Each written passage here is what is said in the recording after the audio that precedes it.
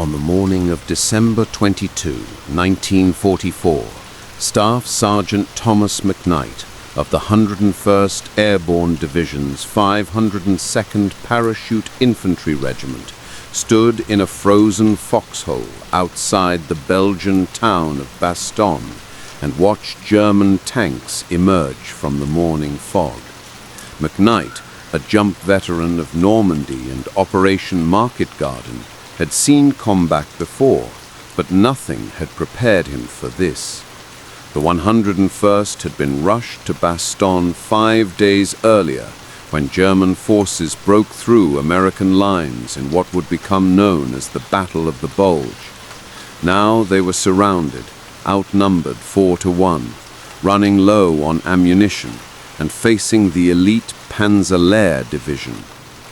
The encirclement had begun on December 20th. The German offensive, launched on December 16th, had caught the Americans completely by surprise. Entire divisions had been shattered in the initial assault. The front had collapsed across an 80-mile stretch of the Ardennes forest. German armored spearheads were driving west toward the Meuse River, and the small Belgian crossroads town of Bastogne, with its 7 roads radiating out like spokes on a wheel, was the key to the entire region. Whoever controlled Bastogne controlled movement throughout the southern Ardennes. Major General Troy Middleton, commanding 8th Corps, recognized the danger immediately. On December 18th, he ordered the 101st Airborne Division to move from its rest area near Reims, France, to Bastogne. The division, commanded temporarily by Brigadier General Anthony McAuliffe, while the division commander was in the States, loaded onto trucks and headed north through the night. Many of the paratroopers were still recovering from the brutal fighting in Holland. Some units were at half strength. Winter equipment was scarce. Most men had only their jump jackets and standard-issue boots, neither adequate for the sub-freezing temperatures. The 101st reached Bastogne on December 19th, just hours before German forces closed the ring. McAuliffe, an artilleryman by training who had taken command of the division only days earlier, quickly assessed the situation. His division was under strength, about 11,000 men instead of the normal 13,000. He had limited ammunition, no winter clothing, and virtually no armor support. But he had experienced infantry, excellent defensive terrain around the town, and strict orders to hold at all costs. McAuliffe organized his defense with precision. He positioned the 502nd Regiment on the northwest, the 506th on the northeast, the 501st on the east, and Combat Team Cherry, a mixed force of armor and infantry, on the southeast. The 327th Glider Infantry Regiment formed the reserve. Artillery battalions were positioned in the center, able to provide supporting fire in any direction. It was a circular defense, and McAuliffe told his regimental commanders that they would hold their positions regardless of what came at them. The German attack began in earnest on December 21st. General Lieutenant Fritz Bayerlein's Panzer Division, a formation that had fought with distinction since Normandy, struck from the southwest. These were not second-rate troops. They were veterans who had survived the Allied breakout from France and the retreat across Belgium. They had Tiger tanks, assault guns, and experienced Panzer Grenadiers. Bayerlein's orders were clear: take Bastogne within 48 hours. Sergeant McKnight's position was directly in the path of the German assault. His squad, 9 men, down from the normal 12, occupied a sector about 150 yards wide. They had dug their foxholes into frozen ground, using pickaxes and explosives. Each foxhole was about 4 feet deep, covered with logs scrounged from a nearby barn and camouflaged with snow. The men had been told to conserve ammunition. No one knew when resupply would come. At 8:30 a.m., German artillery began falling on the American positions. McKnight and his men huddled in their foxholes as 88mm shells exploded around them. The barrage lasted 30 minutes, and when it lifted, the tanks came. McKnight counted 6 Panthers and at least a dozen armored half-tracks carrying infantry. The American anti-tank guns opened fire first, 57mm guns that were barely adequate against Panther frontal armor. Several German tanks were hit, but most of the shells bounced off. Then the paratroopers used their secret weapon. They had almost no anti-tank guns, but they had bazookas, and they had learned in Normandy that a bazooka team willing to get close enough could kill any tank. As the German armor approached to within 100 yards, teams of 2 men each rose from their foxholes, aimed for the tank's side or rear armor, and fired. Private James Hendricks knocked out a Panther at 50 yards with a shot to its engine deck. Corporal William Anderson destroyed a half-track with his first round, then shifted position and took out another tank with his second. The German infantry, seeing their armor burning, went to ground. For the next 4 hours, a vicious firefight developed across 200 yards of snow-covered field. McKnight's squad, armed with M1 Garands, BARs, and a single .30 caliber machine gun, fought off repeated attempts to close with their position. They were running low on ammunition. Each man was down to less than 40 rounds when the German assault finally broke off around 1 p.m.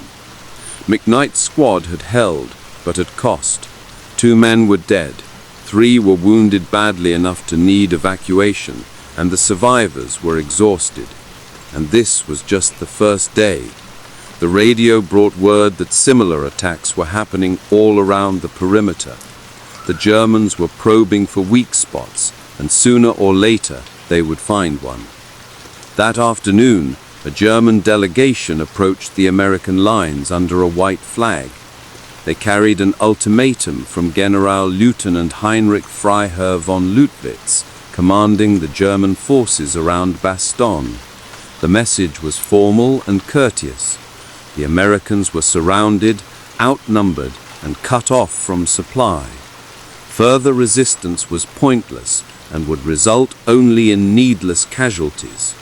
If General McAuliffe surrendered the garrison, the Germans would treat all personnel as prisoners of war under the Geneva Convention. If he refused, the Germans could not guarantee the safety of the civilian population. The German officers expected a formal military response, either acceptance or a dignified refusal citing duty and honor. But what they got was something entirely different. McAuliffe, reading the ultimatum, said one word: nuts. His staff officers, unsure how to translate this into a formal military communication, asked what they should tell the Germans. McAuliffe thought for a moment, then dictated to the German commander, nuts, the American commander. The story of McAuliffe's response spread through the perimeter within hours. The men, cold and hungry, and facing overwhelming odds, found it hilarious and inspiring in equal measure. It captured perfectly the American attitude, irreverent, stubborn, and completely unwilling to quit. The paratroopers, who had always considered themselves an elite force, felt that their commander understood them. But defiance doesn't stop tanks. On December 23rd, the German attacks intensified. Behrlein, frustrated by his failure to break through, committed his reserves. The Panzer Lehr Division was joined by elements of the 26th Volksgrenadier Division and the 15th Panzer Grenadier Division. Now McAuliffe faced not just one German division, but parts of 3, and his own forces were stretched to the breaking point. Sergeant McKnight's sector came under attack again at dawn. This time the Germans had learned from their earlier failure. Instead of advancing in neat formations, they infiltrated in small groups through a wooded area that the Americans hadn't had time to clear. McKnight's first warning was when grenades started landing in the foxholes. The fight became hand-to-hand, with Americans and Germans grappling in the snow, using knives, rifle butts, and entrenching tools as weapons. McKnight killed 2 German soldiers with his M1 Garand, then had to use his trench knife when a third jumped into his foxhole. The German was bigger and stronger, but McKnight managed to get the knife into his throat. As he pushed the body out of his hole, he realized he was bleeding from a gash across his ribs. He hadn't even felt the German's knife cut him. He wrapped a field dressing around his torso and kept fighting. But the story of Bastogne didn't end on December 26, when Patton's tanks arrived. The corridor that 4th Armored Division had opened was narrow, in some places less than a mile wide, and the Germans were determined to close it. For the next 3 weeks, the 101st Airborne continued to fight a defensive battle that was in many ways harder than the siege itself. At least during the encirclement, everyone knew where the enemy was, outside the perimeter. Now, with a constantly shifting front and German forces on 3 sides, the situation was more fluid and more dangerous. On December 30, the Germans launched a major counterattack aimed at cutting the corridor and re-isolating Bastogne. 5 German divisions, including the 1st SS Panzer Division and the 167th Volksgrenadier Division, struck from the north and east. The attack came at 3 a.m. in a blinding snowstorm. Visibility was measured in feet, not yards. German infantry, dressed in white camouflage smocks, infiltrated American positions under cover of darkness and weather. Sergeant McKnight's company, which had been pulled back to a rest area for 2 days after the relief, was rushed back into the line. They took up positions in the village of Champs, about 2 miles northeast of Bastogne.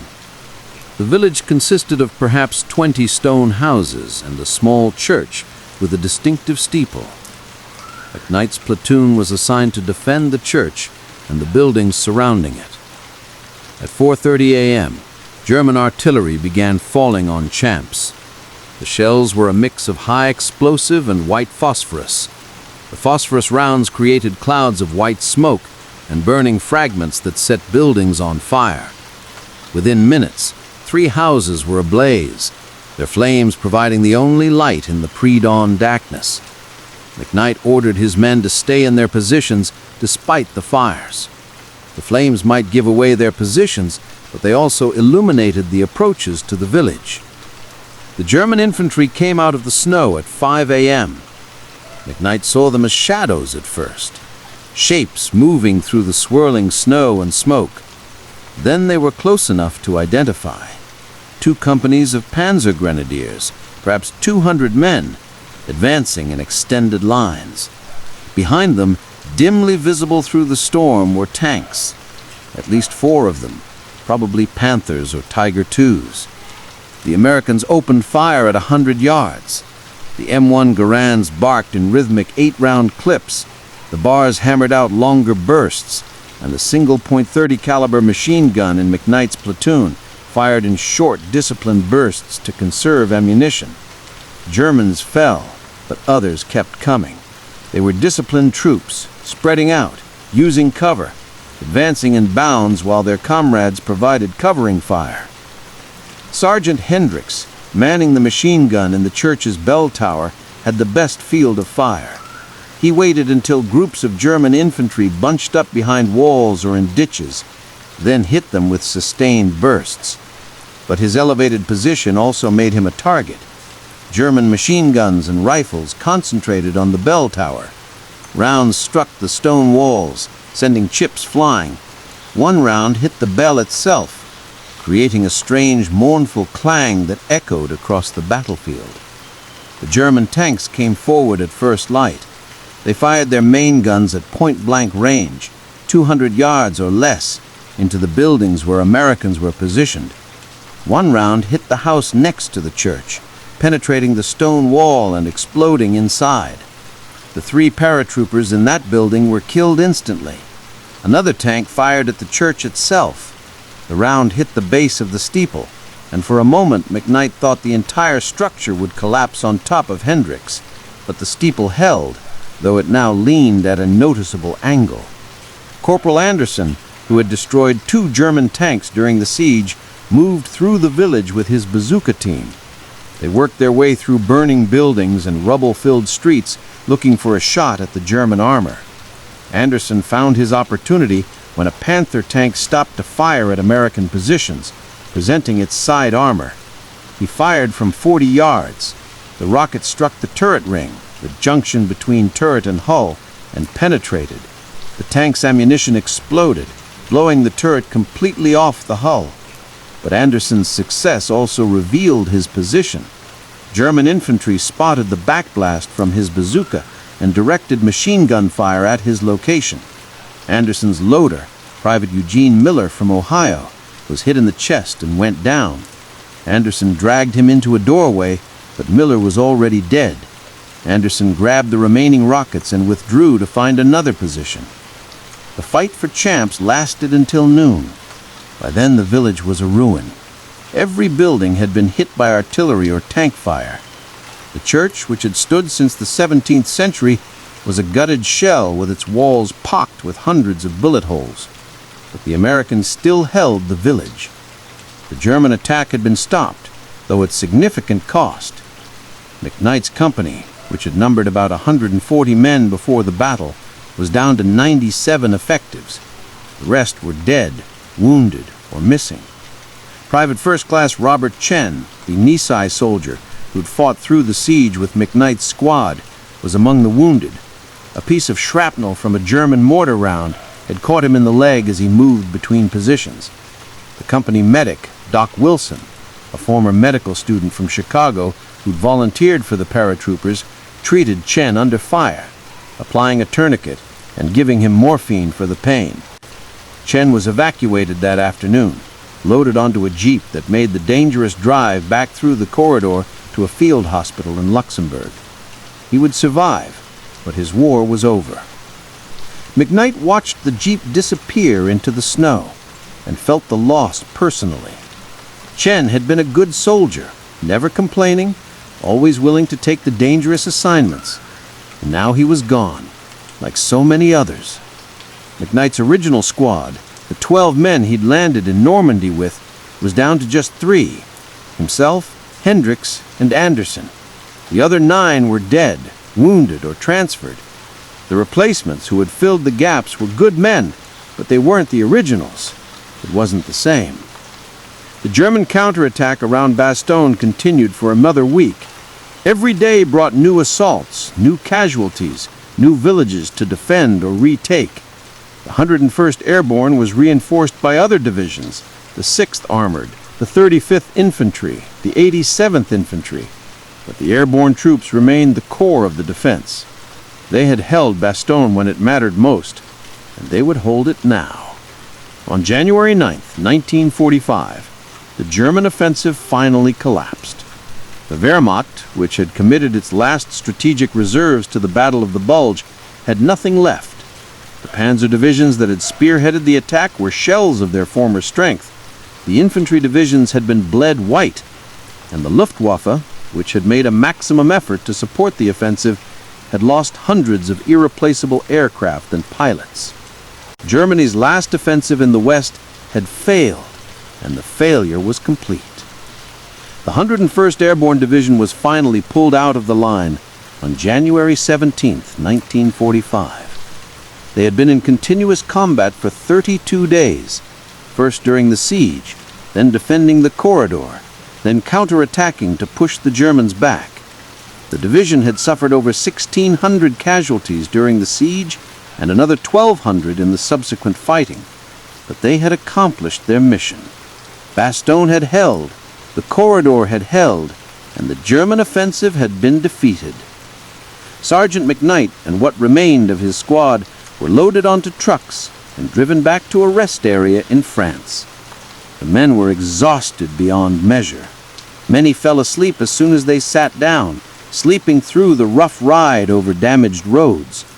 McKnight tried to stay awake.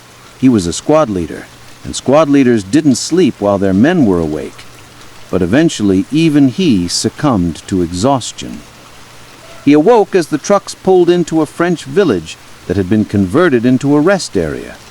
Hot food was waiting, the first hot meal most of the men had eaten in over a month. There were showers, clean uniforms, warm beds, and most importantly, safety. No artillery, no machine guns, no Germans trying to kill them. For the first time since mid-December, they could relax. That night, lying in an actual bed with clean sheets, McKnight found himself unable to sleep. He kept thinking about the men who hadn't made it, the friends who had died in foxholes outside Bastogne, who had been hit by artillery at Champs, who had been wounded and evacuated and might or might not survive their injuries.